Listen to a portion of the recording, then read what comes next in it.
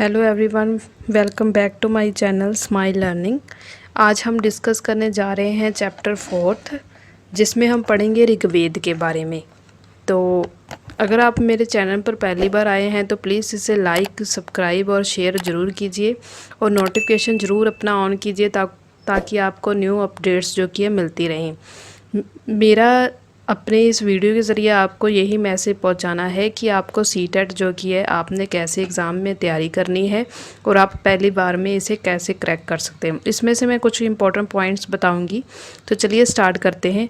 आज के चैप्टर का नाम हमारा है क्या बताती हैं हमें किताबें और कब्रें। इसमें हम सिर्फ ऋग्वेद के बारे में ही पढ़ेंगे क्योंकि फिर वीडियो बहुत ज़्यादा लॉन्ग बन जाती है। तो इसलिए यहाँ पर लिखा है कि दुनिया के प्राचीन ग्रंथों में से 4 वेद हैं जो बहुत ही इम्पोर्टेंट है। कौन कौन से हैं? वो है ऋग्वेद है, सामवेद है, यजुर्वेद है तथा अथर्ववेद है। सबसे पुराना वेद जो माना जाता है वो है ऋग्वेद, जिसकी रचना कब हुई? लगभग 3500 साल पहले हुई। ऋग्वेद में 1000 से ज़्यादा प्रार्थनाएं हैं। क्या है? 1000 से ज़्यादा प्रार्थनाएं हैं, जिसे क्या कहा जाता है? सूक्त कहा जाता है। और सूक्त का मतलब होता है अच्छी तरह से बोला गया। ये विभिन्न देवी देवताओं की स्मृति से रचे गए। इनमें से 3 देवता बहुत ही महत्वपूर्ण हैं। वो कौन कौन से हैं? 3 देवता बहुत इंपॉर्टेंट है, अग्नि, इंद्र और सोम।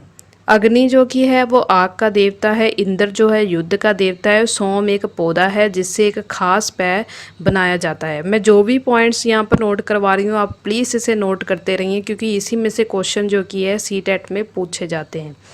नेक्स्ट है वैदिक प्रार्थनाओं की रचना जो कि है ऋषियों ने की है। आचार्य विद्यार्थियों की इन्हीं अक्षरों, शब्दों और वाक्यों में बांटकर स्वर्स पाठ द्वारा कंसर्ट करवाते होते थे। और अंधकाशा सूक्तों की रचयित सीखने और सिखाने वाले जो कि है पुरुष ही थे। मतलब इन्हें जो भी कोई सिखाता था वो जो कि है पुरुष ही होते थे, महिलाएं नहीं होती थी। कुछ प्रार्थनाओं की रचना जो कि महिलाओं ने भी की। ऋग्वेद की एक भाषा प्राकृतिक संस्कृत या वैदिक संस्कृत कहलाती है। तो ये एक इम्पॉर्टेंट पॉइंट बनता है कि इसकी भाषा क्या है, वो एक संस्कृति है। ठीक है, तो आई होप आपको ये इतना समझ आ गया होगा। आगे बढ़ते हैं। नेक्स्ट दिया गया है संस्कृति और अन्य भाषाएं। संस्कृति भाषा भारतीय यूरोपीय भाषा प्रवार का जो हिस्सा है। अब ये भी इम्पोर्टेंट पॉइंट बनता है कि संस्कृति भाषा किसका हिस्सा है? वो भारतीय यूरोपीय परिवार का हिस्सा है। भारत में कई भाषाएं हैं जैसे असीमिया, गुजराती, हिंदी, कश्मीरी और सिंधी एशियाई भाषाएं जैसे फ़ारसी तथा यूरोप में से बहुत सी भाषाएं जैसे अंग्रेजी, फ्रांसी, जर्मन, यूनानी, इतावली, स्पेनिश आदि इस परिवार से जुड़ी हुई हैं। इन्हें एक ही भाषा परिवार इसलिए कहा जाता है क्योंकि आरंभ में इनमें से कई शब्द जो कि एक जैसे थे। उदाहरण में अगर मातृ शब्द लिया जाए तो ये संस्कृति का शब्द कहलाता है, और अगर माँ कहा जाए तो हिंदी का शब्द कहलाता है। अगर इसी तरह मदर कहा जाए तो वो अंग्रेजी का शब्द कहलाता है। इसीलिए वो कहना चाहते हैं कि ये आपस में एक दूसरे से अलग नहीं है, सेम मतलब है। उपमहाद्वीप में दूसरे भाषा परिवारों की भी भाषाएं बोली जाती थी। उदाहरण के लिए जो पूर्व प्रदेश में रहते थे या तिब्बत ब्रह्मा परिवार की भाषा बोली जाती थी। तमिल, तेलुगु, कन्नड़ और मलयालम द्रविड़ भाषा परिवार की भाषाएं थी। और जबकि झारखंड और मध्य प्रदेश में कई हिस्सों में बोली जाने वाली भाषाएं जड़ी कि ओस्ट स्टैटिक परिवार से जो कि जुड़ी हुई थी। तो इसमें से सिर्फ आपको जस्ट पढ़ना है, वैसे पूछ सकता है क्वेश्चन, अभी तक तो नहीं आया इसमें से। हम जिन किताबों को पढ़ते हैं वो लिखी और छपी गई है। ऋग्वेद का उच्चारण किया जाता था, इसे स्वर्ण किया जाता था, ना कि इसे पढ़ा जाता था। रचना की कई सदियों बाद इसे पहली बार लिखा गया और इसे छापने का काम तो बहुत ही मुश्किल में 200 साल पहले जो कि हुआ। नेक्स्ट है इतिहास का ऋग्वेद का ध्यान कैसे करते हैं। इतिहास का पुरातत्ववादियों की तरह अतीत में बारे जानकारी इकट्ठी करते हैं, लेकिन भौतिक अवशेषों के अलावा वह लिखित स्रोतों का भी उपयोग करते हैं।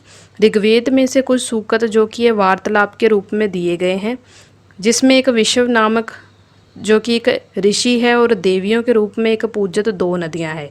ये नदियां कौन सी है, ये बहुत इंपॉर्टेंट है। कई बार कोई स्टोरी अगर कोई बुक में दी जाए तो उससे रिलेटेड क्वेश्चन करैक्टर के बारे में इसमें से पूछे जाते हैं। तो यहाँ से क्वेश्चन पूछ सकता है कि दो नदियाँ ऋग्वेद में कौन सी फेमस है, वो है ब्यास और सतलुज के बीच में ये जो एक संवाद हुआ जिसे एक सूकत का अंश कहा गया है। सूकत जो अच्छी तरह से बोले जाने वाला हमने पहले भी पढ़ा है, जाने की कोई डिस्कशन हुई है। नीचे यहाँ पर दिया गया है ऋग्वेद की ये पांडुलिपि का एक पन्ना है। बुर्ज वर्ष की शाल पर ये लिखी है पांडुलिपि कहाँ पर मिली, कश्मीर पे मिली, ये इम्पोर्टेंट है। लगभग 150 साल वर्ष पहले कश्मीर को सबसे पहली बार छापने के लिए इसका प्रयोग किया गया था और इसी पांडुलिपि को देखकर अंग्रेजी का इसका अनुवाद तैयार किया गया, जो आज कहाँ पर मौजूद है, वो है पुणे महाराष्ट्र के एक पूरा पुस्तक कला में एक सुरक्षित है। तो ये बहुत ही इंपॉर्टेंट पॉइंट बनते हैं, ये पूरा का पूरा पैरा बहुत ही इंपॉर्टेंट है, इसमें से क्वेश्चन पूछे जा सकते हैं। नीचे जब हमने ऊपर पढ़ा था कि डिस्कशन हुई एक विषममित्र नाम और नदियों ब्यास और सतलुज के बीच, वो क्या थी, ये यहाँ पर मैं एक स्टोरी सी उन्होंने बनाई है तो जो पढ़नी बहुत ज़रूरी है। विषममित्र जो है वो नदी को पार करना चाहता है और वो कहता है कि नदियों को ये कहता है कि अपने बछड़ों को काटती हुई तो दमकती गांव की तरह दो फुर्तीले घोड़ों की चाल से तुम पहाड़ों से नीचे आ रही हो। इंद्र द्वारा हुई ये शक्ति जो कि ये तुम्हारी स्फूर्त, तुम रथों की गति से सागर की ओर बह रही हो, तुम जल के परिपूर्ण हो और एक दूसरे से मिल जाना चाहती हो। नदियाँ उनका आंसर देती है कि जल से परिपूर्ण हम देवताओं के बनाए रास्ते पर चलती है, एक बार निकलने से हमें कोई रोक नहीं सकता। ऋषि तुम हमसे क्या प्रार्थना करना चाहते हो। तो विश्वामित्र कहता है, हे बहनों, मुझे गायकों की तुम प्रार्थना सुनो, मैं रथ और गाड़ियों से बहुत दूर से आया हूँ, कृपा करके अपने जल को हमारे रथों और गाड़ियों से दूरी बनाकर रखो, उस पर नाव उठाओ और आसानी से हमें पार करने की इजाज़त दो। तो नदियाँ कहती हैं हम तुम्हारी प्रार्थना सुनेंगे तुमसे, जिससे तुम सब सुरक्षित उस पार जा सकते हो। तो इस तरह से एक कहानी क्रिएट की गई है। कई बार इसी में से ऐसे पॉइंट उठाकर, जैसे ये वाला पॉइंट उठाकर क्वेश्चन में पूछा जा सकता है कि ये वार्तालाप किसके बीच में है, वहाँ ऑप्शन में ये दिया गया है। तो इसमें से एनसीईआरटी में कुछ भी नहीं छोड़ सकते। इसी तरह इतिहासकार ये बताते हैं कि प्रार्थना उस क्षेत्र में रची गई होगी जहाँ पर नदियाँ बहती थी, और ये सुझाते हैं कि समाज में ऋषि रहते थे, वह घोड़ों और गाँव का भी बहुत ही गाँव का जड़ा किया मतलब होता था, इसलिए नदियों की तुलना घोड़ों और गाँव से भी की गई। ऋग्वेद की प्रार्थना में अन्य दूसरी नदियाँ खासकर सरस्वती, सिंधु और उसकी सहायक नदियाँ का जिक्र आया है, बट गंगा और जमुना का उल्लेख जो कि एक बार ही आया है। ये इंपॉर्टेंट है कि ऋग्वेद में कौन सी नदियाँ जो कि है शामिल है। नेक्स्ट है मवेशी, घोड़े और रथ। ऋग्वेद में मवेशी बच्चों, खासकर पुत्रों और घोड़ों की प्राप्ति के लिए अनेक प्रार्थनाएं करते थे। घोड़ों की लड़ाई में रथ खींचने के काम में लाया जाता था और इन लड़ाइयों में मवेशी जीत कर लाए जाते थे। लड़ाइयों किस लिए लड़ी जाती थी? ज़मीन के लिए, अच्छे चार का लिए, पर जैसे ही जल्दी तैयार होने वाली फसलों को उपजाया जा सकता है, इसीलिए कुछ लड़ाइयाँ पानी के स्रोतों के लिए भी लड़ी जाती थी, जिससे लोगों को बंदी बना दिया जाता था। युद्ध में जीते गए धन का कुछ भाग सरदार रख लेते थे, कुछ हिस्सा पुरोहित यानी कि पंडितों को दिया जाता था और शेष धन आम लोगों में बांट दिया जाता था। कुछ धन यज्ञ के कारण करने के लिए प्रयुक्त होता था। यज्ञ में आग की होती दी जाती थी, ये होतियाँ देवी देवताओं को दी जाती थी। घी, अनाज और कभी कभी जानवरों की होती भी दी जाती थी। तो ये कुछ इंपॉर्टेंट पॉइंट्स जो हैं एक बार आप पढ़ लेना। अंधकाशा पुरुष इन युद्धों में भाग लेते थे। कोई भी स्थायी सेना नहीं होती थी, ये इंपॉर्टेंट है, कोई भी स्थायी सेना उस टाइम नहीं होती थी, लेकिन लोग सभाओं में मिलते जुलते थे, युद्ध और शांति के विषय में सलाह मशवरा यानी कि डिस्कशन करते थे, और वहाँ से ही वह लोग अपने सरदार चुनते थे जो कि बहादुर और कुशाल योद्धा हो। यानी कि उस टाइम राजा के पास स्थायी सेना कोई नहीं होती थी।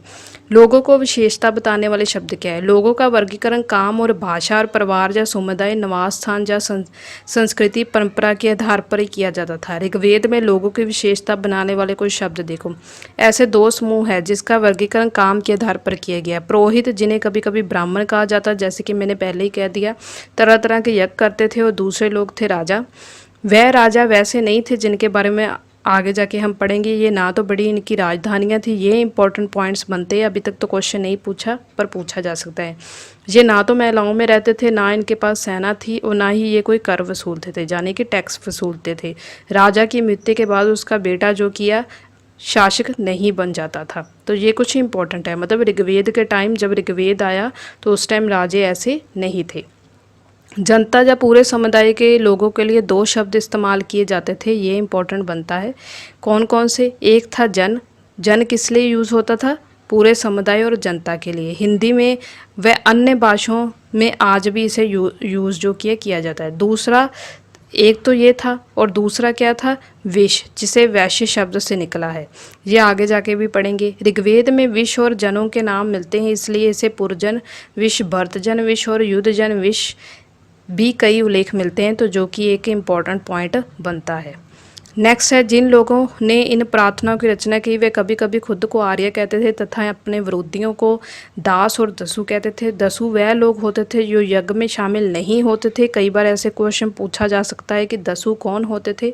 शायद इसलिए शामिल नहीं किए जाते थे क्योंकि वो दूसरी भाषाएं बोलते थे। बाद के समय में दास जो कि एक स्त्री, दासी शब्द का मतलब क्या हो गया? गुलाम हो गया। दास वह स्त्री और पुरुष होते थे जिन्हें युद्ध में बंदी बनाया जाता था और उन्हें उनके मालिक की जायदाद माना जाता था। जो भी मालिक चाहते थे वह सब करना पड़ता था उन्हें।